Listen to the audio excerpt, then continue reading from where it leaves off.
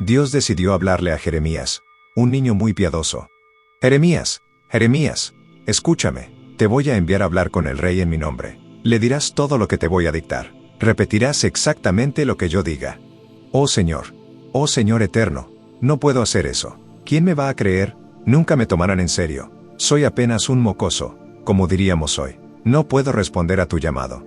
Oh Padre eterno, jamás me creerán. Ni siquiera se me ha secado el ombligo. Se burlarán de mí. Seré el hazmerreír de todos. No puedo, no sé cómo hacer eso. Oh Jeremías, estaré contigo en todo momento. Tus palabras serán las mías. Mi voz hablará a través de la tuya. Jeremías es muy conocido en la Biblia. Era un niño que se quejaba constantemente por muchas razones, incluso mientras oraba. Seguro que ya has oído la expresión. Deja de hacer jeremiadas. Pues sí, viene por Jeremías. Se convirtió en leyenda por tantas quejas registradas en la Biblia. Esta es una de esas jeremiadas. Nació un niño, y fue un hombre quien dio la noticia. Ha nacido Jeremías. Ese hombre dijo, que sea como las ciudades que fueron destruidas sin compasión, que escuche el grito del alma por la mañana y el clamor de guerra al mediodía. Porque no me mató en el vientre, no me hizo perecer. Mi madre habría sido mi tumba y su vientre, siempre en parto. ¿Por qué entonces nací? ¿Para vivir este día y terminar mis días en la vergüenza? Si nos ponemos en su lugar, en esa época, tal vez no se quejaba sin razón. El camino que le fue trazado no era nada fácil. No era una caminata tranquila, no era un picnic, no estaba en busca del amor. En aquel entonces, era completamente normal tomar esposa, tener hijos e hijas para continuar la descendencia. Pero Dios le ordenó no casarse ni tener hijos, para dedicarse por completo a la misión que le había sido confiada.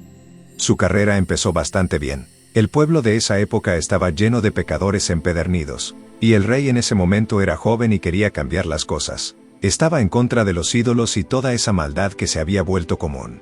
Jeremías se unió al rey y comenzó a reformar al pueblo y mostrarles el camino correcto.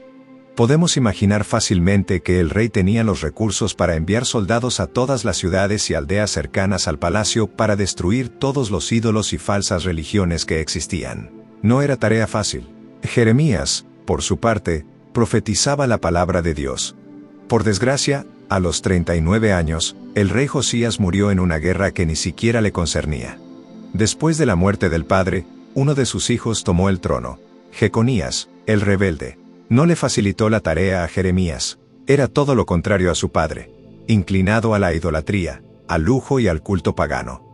Fue entonces cuando Jeremías decidió lanzar una especie de oración pública, para que el pueblo escuchara la palabra de Dios, el mensaje que Yahvé le había dado. Sí, en mi pueblo hay malvados que tienden trampas como cazadores de aves, colocan redes, pero no atrapan aves, sino personas. Como jaulas llenas de pájaros, así están sus casas llenas de saqueos. Así se han hecho ricos y poderosos, gordos y prósperos. Han sobrepasado los límites del mal. No hacen justicia al huérfano para que prospere, ni defienden la causa de los pobres. En este país ocurren cosas detestables, abominables. Los profetas profetizan mentiras. Los sacerdotes enseñan por su propia cuenta. Y mi pueblo lo aprueba. Pero, ¿qué harán ustedes cuando llegue el final? Naturalmente, el pueblo se negó a escuchar al profeta, aunque predicaba un mensaje de paz, amor y virtud transmitido por Dios. No escuchaban su voz porque entraba en conflicto con los escribas de la época. ¿Para qué sirve la sabiduría de los escribas si es para vivir en la vergüenza, la decadencia y la depravación de un mundo lleno de lujuria? Y una vez más, el pequeño Jeremías lanza otra jeremiada. ¿Quién me dará en el desierto un lugar donde quedarme? Quiero alejarme de este pueblo. Todos son adúlteros, un grupo de traidores, tensan su lengua como un arco. Lo que domina en este país es la mentira, no la verdad. Van de crimen en crimen. Y como de costumbre, se dirige directamente a Dios una vez más. Tienes la razón, Yahvé, cuando presento mi caso ante ti, pero quiero discutir un solo punto de justicia. ¿Por qué les va tan bien a los malvados? ¿Por qué los traidores viven en paz? Tú los plantas, ellos echan raíces, crecen y dan fruto. Pero tú estás cerca de sus labios, y lejos de su corazón. Pero tú, Yahvé, me conoces, me ves, y examinas mi corazón. Arrástralos como ovejas para el matadero. Resérvalos para el día de la matanza. Jeremías, fiel a su misión y al trabajo que Dios le encomendó, continuó predicando la pureza, la lealtad y el amor a Dios. Denunció los pecados del pueblo, especialmente los de Judá, el reino del sur.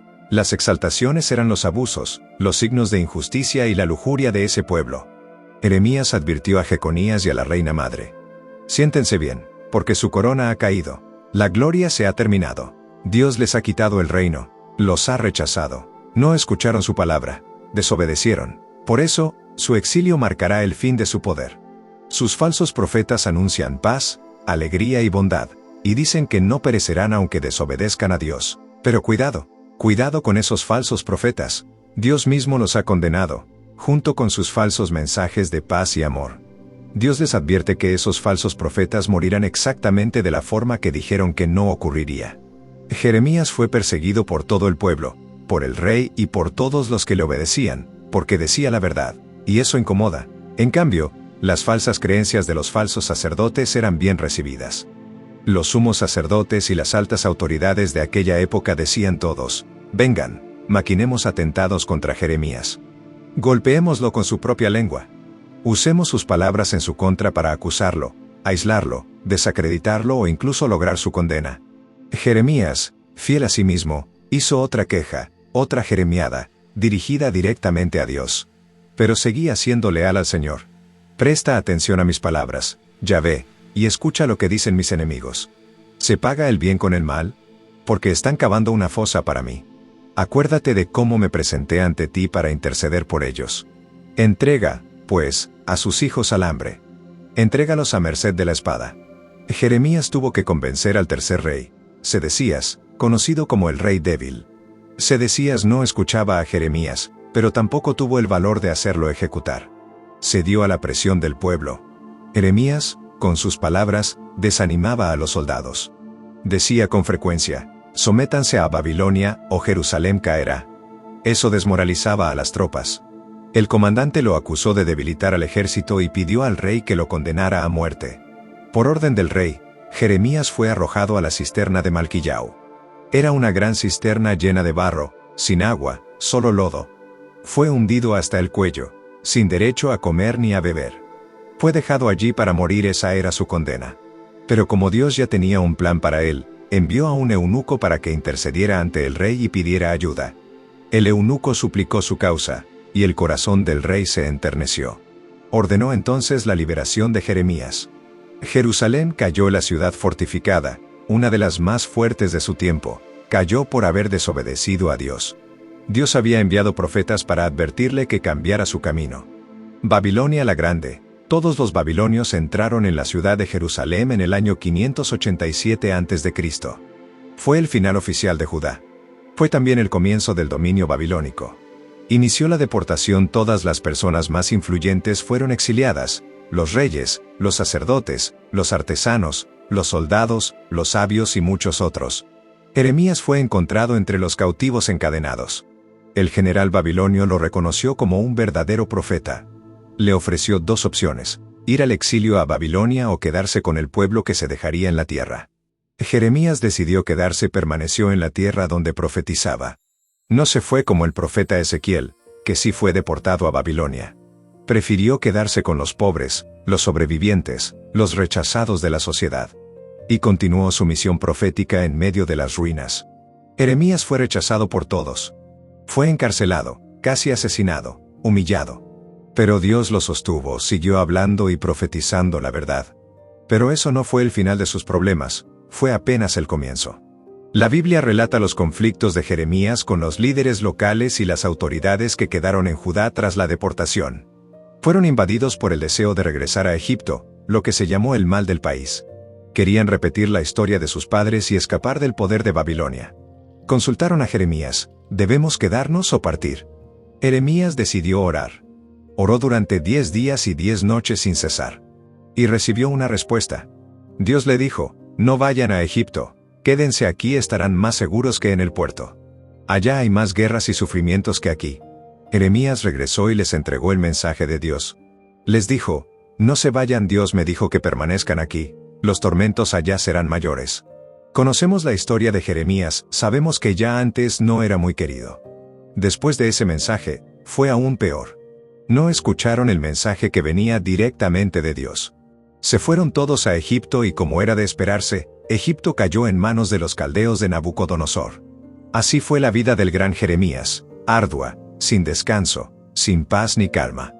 Su alma estaba constantemente atormentada. Jeremías, el de las jeremiadas, se lamentó una vez más. Pero esta vez, fue demasiado.